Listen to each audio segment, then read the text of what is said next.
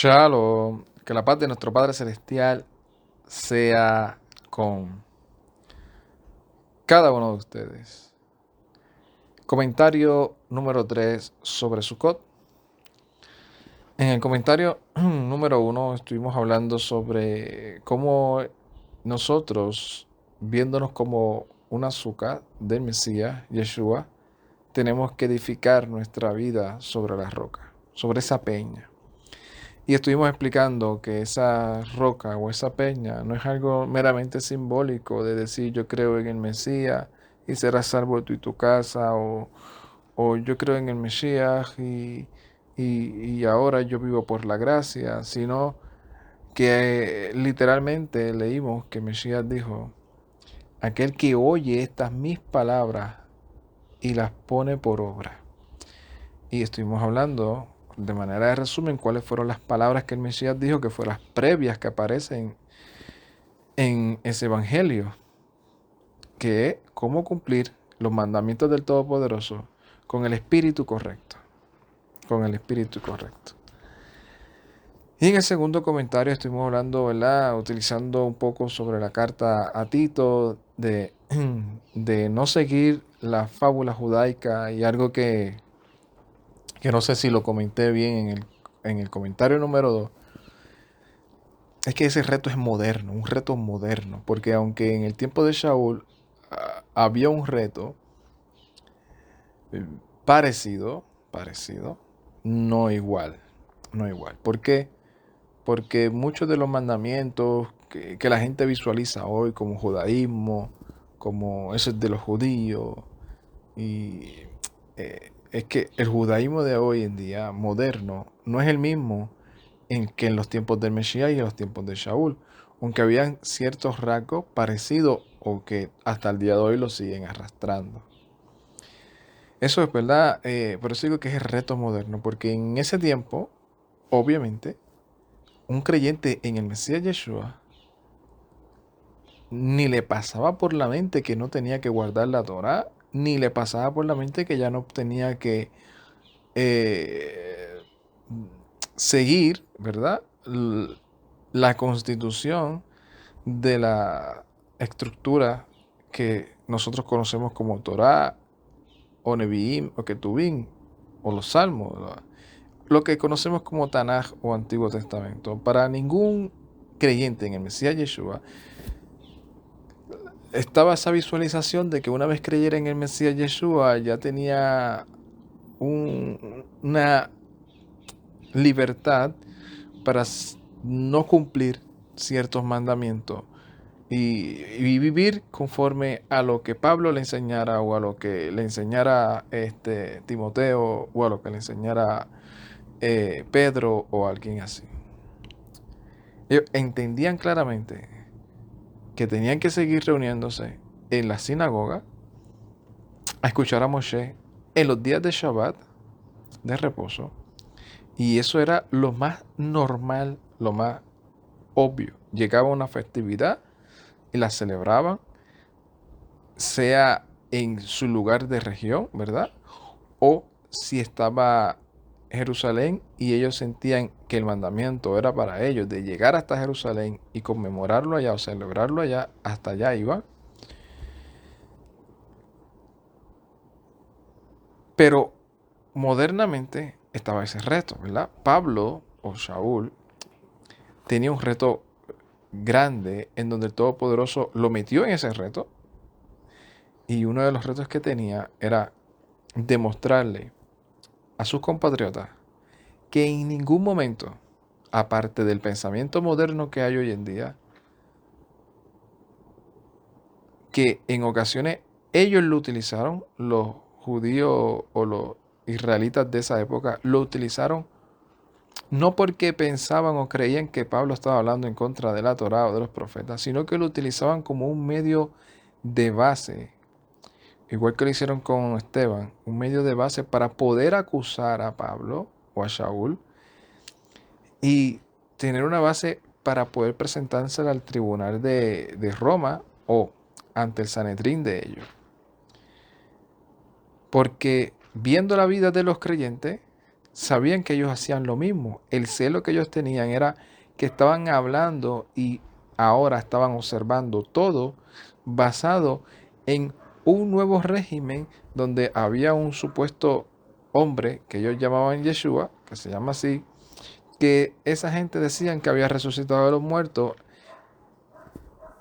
y ellos decían, ¿cómo este hombre va a resucitar de los muertos? Eso está en contra de la Torá, porque ¿cómo tú me vas a decir ahora que nosotros tenemos que dejar nuestra fábula judaica y nuestras tradiciones, que para nosotros no son ni fábulas ni tradiciones, hablando en el lugar, o poniéndose en el lugar del fariseo de esa época?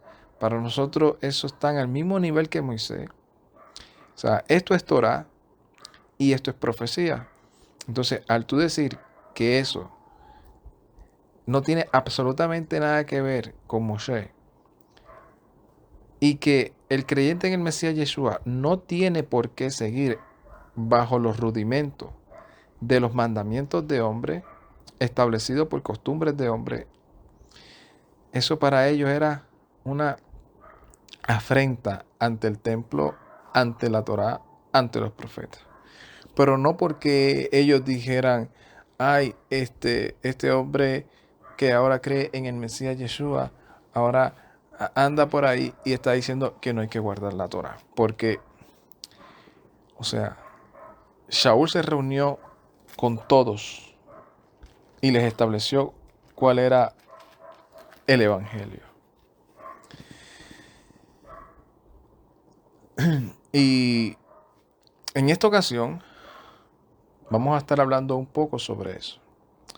Sobre cómo fue que Shaul demostró, habló él y trayendo pruebas de que él estaba totalmente cumpliendo la Torá, los profetas, sin ninguna clase de remordimiento. Que el que examina o piensa algo así, de que ya no hay que hacerlo, o que eso es para ello, como un hombre que fue constituido maestro para un grupo, le va a decir, yo estoy guardando esto, pero esto es una maldición. Entonces, si el reto es presentarlo con honestidad, con humildad, vamos a tratar de hacerlo, pero con el fin correcto. No para engrandecernos, no para creernos mejor que nadie, sino con el propósito de ser humildes. Porque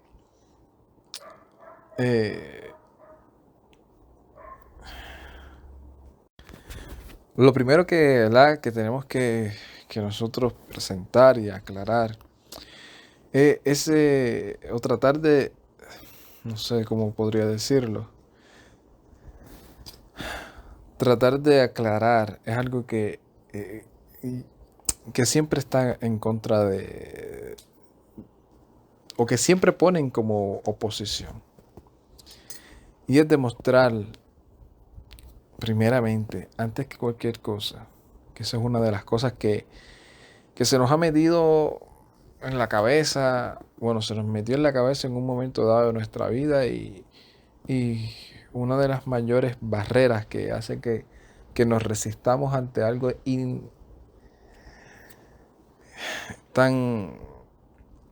que es tan obvio, es que tenemos el pensamiento de que, o que siempre se nos señala, o en alguna ocasión nosotros señalamos a otras personas por decirle, antes de entender estas cosas, es que ustedes hacen las cosas para justificarse por la ley. Ustedes quieren justificarse por la Torah. Ustedes quieren hacer las cosas para creerse más santos. Y nosotros somos salvos no por la ley de Moisés, sino por el Mesías. Y eso es una de las cosas que nosotros tenemos que entender, que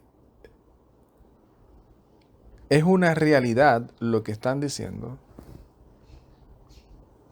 que nosotros somos salvos solamente por los méritos del Mesías. Pero lo que no es una realidad es que la obediencia que nosotros queremos hacer a los mandamientos no es para alcanzar una salvación. Y que eso lo tenemos extra que mega claro. En esa carta que Shaul le escribió a Tito, en el capítulo 3 lo dice. Dice, porque en otro tiempo nosotros, o sea, se incluye tal vez Shaul también éramos insensatos. O sea, Shaul dice, esta era la naturaleza que nosotros teníamos cuando no teníamos instrucción, cuando no teníamos Torah. O sea, se incluye porque es parte del lenguaje que se utilizaba mucho, el incluirse uno, aunque uno no sea parte de eso. Dice, porque nosotros en otro tiempo éramos insensatos, desobedientes, extraviados. Estábamos esclavizados por diversas pasiones y placeres. No, ahí no habla nada de la Torah. Viviendo en malicia y en envidia, y éramos aborrecibles, odiándonos unos a otros. Pero cuando se manifestó la bondad de Yahweh, nuestro Salvador, y su amor para con los hombres, Él nos salvó no por obras de justicia que nosotros hubiésemos hecho, o sea, no por guardar la Torá, sea cualquier mandamiento. No nos salvó por obras de justicia que hubiésemos hecho, sino según su misericordia, por medio del lavamiento de la regeneración y de la renovación del Ruach HaKodesh, del Espíritu de Santidad, que Él derramó sobre nosotros abundantemente por medio de Yeshua, el Mesías, nuestro Salvador. Y esto para declararnos justos por su favor o su gracia, seamos hechos herederos conforme a la esperanza de la vida eterna.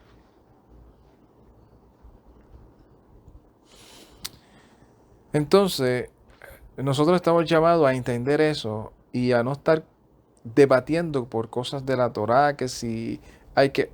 Esto es una instrucción y una constitución, como siempre lo he dicho. Entonces, el detalle aquí es cuando esos fariseos querían imponer sus tradiciones y dogmas a los creyentes en el Mesías Yeshua y hacerlos vivir como si ellos fueran o tuviesen la obligación de cumplir toda la alajot de sus rabinos para entonces ellos ser declarados justos ante Elohim. Pero en ningún momento Shaul les habló que no había que cumplir la escritura, que había que cumplir la Torah. Inclusive Shaul da ejemplos, y voy a traer varios ejemplos de eso, de Shaul guardando la Torah, guardando las convocaciones santas y enseñando que es necesario que él lo haga. Porque así como en ese tiempo, ¿verdad? Que aparece en el capítulo 15 de Hechos, que lo vamos a estar relatando un poco más adelante, Shaul confiesa, y Shaul dice, en el capítulo 24 de Hechos, sin embargo, les confieso esto, que le sirvo al Elohim de mis padres, conforme al camino que ellos llaman una secta. O sea, yo le sirvo al Elohim no conforme a las tradiciones y sino conforme a la voluntad que está escrita, que es la del Padre por medio del Mesías, y a eso ellos le llaman secta, porque como nosotros creemos que ese hombre llamado Yeshua dio su vida por nosotros, que era el Cordero de Elohim, que murió y resucitó, ellos piensan que eso es una herejía y eso es ser llamado una secta. Pero él dice, aparte de que ellos llaman que ese camino es una secta, esa secta cree, porque él se incluye, él dice, creyendo todo lo que está escrito en la Torá y en las profetas. Y tengo esperanza en Elohim, la cual ellos mismos también abrigan, de que va a haber resurrección de los justos y de los injustos. Entonces, cuando Shaul habla esto, está dejando claro cuál es su postura. ¿Cuál es su postura? Y está dejando claro que lo que él no quiere es que los gentiles sean esclavizados por aquellos fariseos que querían justificarse por las obras a pesar de que habían entendido, o por lo menos habían escuchado, que Yeshua era la propiciación por nuestros pecados. Y esto sirve como ejemplo y como enseñanza, porque a aquellos mismos que se resisten a este mensaje, a este evangelio, a esta palabra, ellos mismos que se jactan de que ellos viven por la gracia y no por la ley, ellos mismos que saben y dicen que ningún hombre será justificado por las obras de la ley, que aquellos que guardan la Torá es porque se quieren justificar por las obras de la Torá, y aquel que se quiera justificar por las obras de la Torá ha caído de la gracia, cosa que es una verdad, tienes razón. Aquel que se quiera justificar por cumplir un mandamiento de la Torá está poniendo ese mandamiento por encima de aquel que es el que justifica, que es el Mesías Yeshua. Pero ellos mismos entran en esa contradicción porque en la práctica, o sea, en lo teórico lo dicen, pero en la práctica, los mandamientos que ellos mismos o les impusieron a ellos en una ocasión y se los enseñaron y ellos se lo creyeron y creen que es parte de la santidad y de todo, se lo siguen imponiendo a los demás. Ellos mismos son los que se contradicen y en su práctica parece que la justificación ellos las están poniendo por las obras, pero ya ni tan siquiera por las obras de la Torá, sino por las obras de los dogmas del concilio o del lugar o de la congregación o de la denominación o del grupo tal. Porque en todo lugar o en la mayoría de los lugares, tal vez hay algunos que no, pero en la mayoría de los lugares que tradicionalmente nosotros conocemos, todos hemos tenido la experiencia de escuchar a ciertos líderes decir, sabes que si no llevas la falda así de larga, estás en pecado y si viene el Mesías te vas a quedar. Si te pones los aretes, estás en pecado y te vas a quedar. Si no vienes al servicio de ayuno y oración, estás frío o estás fría y te van a vomitar del cuerpo.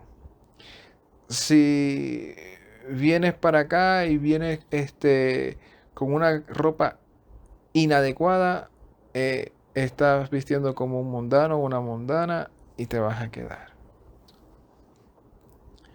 Cosas de las cuales yo reconozco y entiendo que debe haber un orden dentro de un lugar. Pero poner eso como un requisito para la santificación y salvación es lo mismo que decir que nosotros no somos salvos por decir que creemos en el Mesías, sino por las obras que hagamos. O sea que si yo me pongo el pantalón más ancho o más largo y la camisa más larga y más ancha y visto conforme a los estándares que me estableció ese sistema y hago lo que ese sistema me diga, ¿sabe? Tengo una asistencia única, doy los diezmos como tengo que darlos, sirvo y me desvivo para que el ministerio de ese sistema crezca y haga todo eso, entonces yo soy un hombre que está dando fruto y por lo consiguiente soy un hombre salvo. O sea, soy al salvo por las obras que yo estoy haciendo. Es como una contradicción. Pero no se dan cuenta porque cuando se le dice vamos a reunirnos para un ayuno y oración en un miércoles, eso es casi sagrado y el que no venga pues es porque algo está pasando espiritualmente en su vida.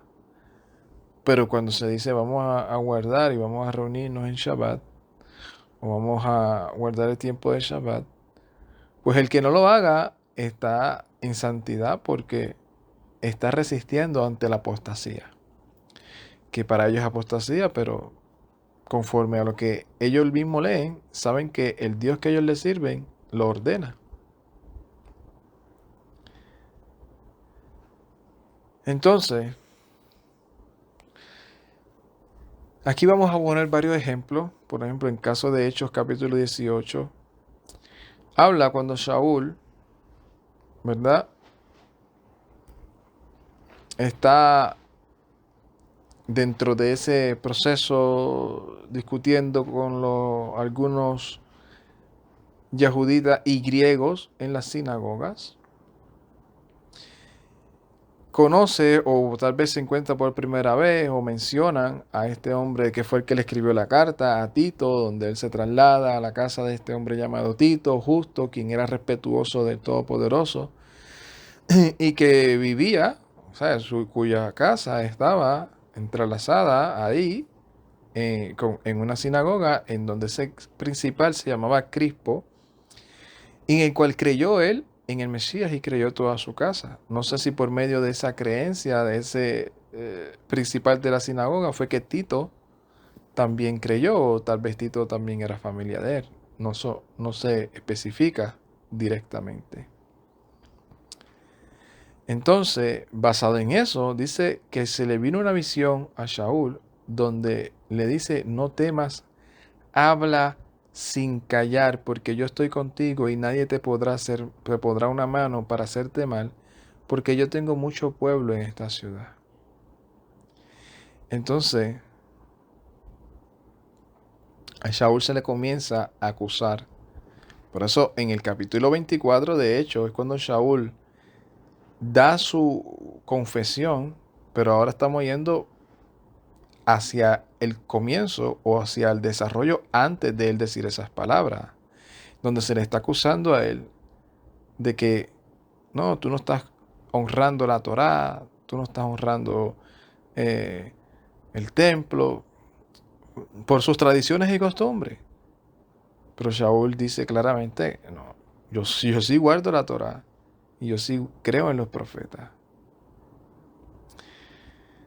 Shaul, en medio de todo este proceso, le dice a estas personas que lo acompañaban, que estaban con él, por lo menos en el verso 19 del capítulo 18 de Hechos dice, llegaron a Éfeso y él los dejó allí y entró en la sinagoga y se puso a discutir con los yahuditas.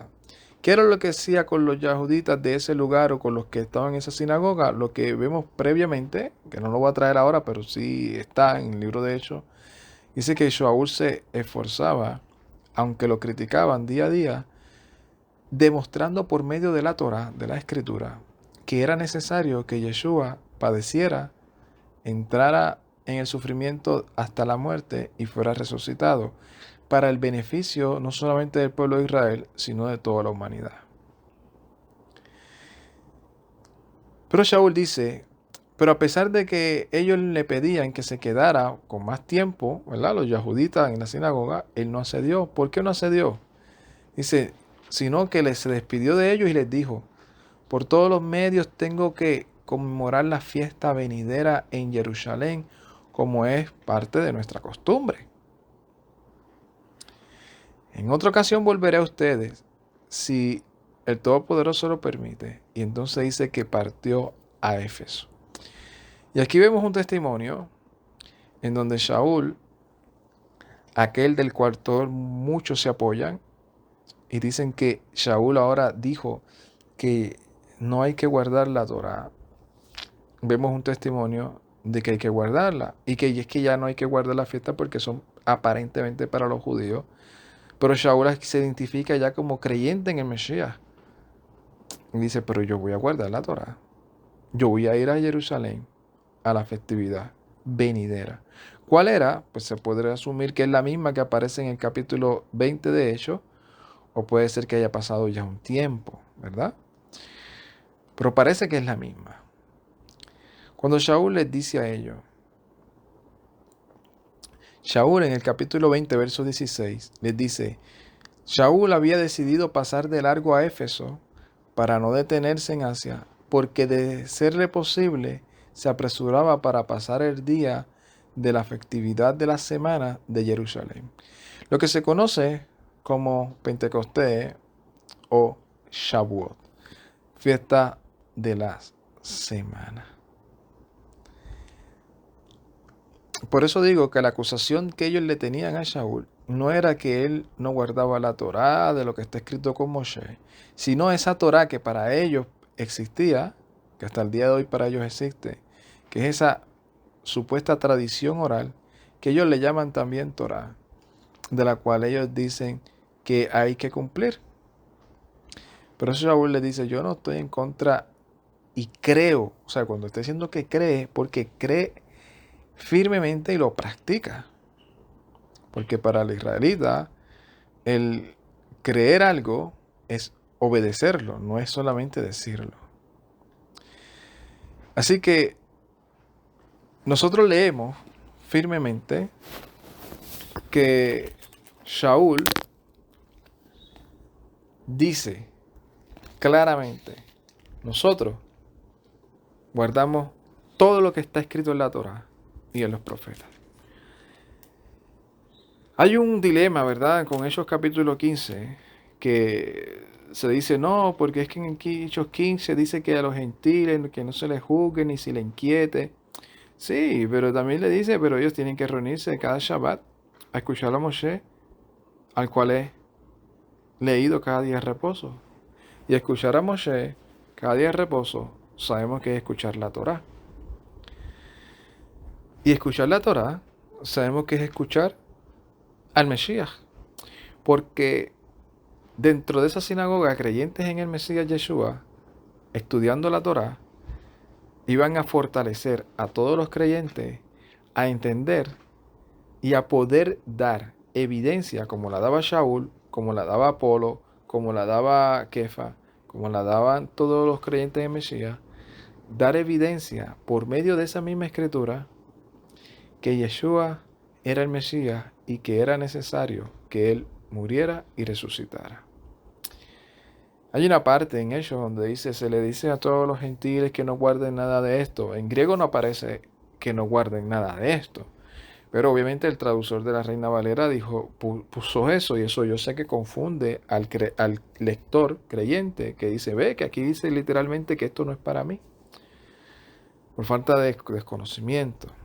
Y hay mucha evidencia histórica de ese tiempo, de los primeros siglos y en los posteriores, antes de que se formalizara el imperio que luego se volvió religioso, que todos los creyentes en el Mesías procuraban y lucharon por seguir guardando las festividades en los tiempos y en las ocasiones que se tenían que guardar conforme a la Escritura, y que fueron muchos muertos y asediados por causa de eso. Y eso es el mensaje de este tercer comentario de Sukkot. Que nosotros nos capacitemos porque es importante que esta Sukkah tenga frutos, conocimiento e entendimiento sobre lo que creemos, no practicarlo a ciega y tener siempre esa firmeza para aquel que demande una respuesta.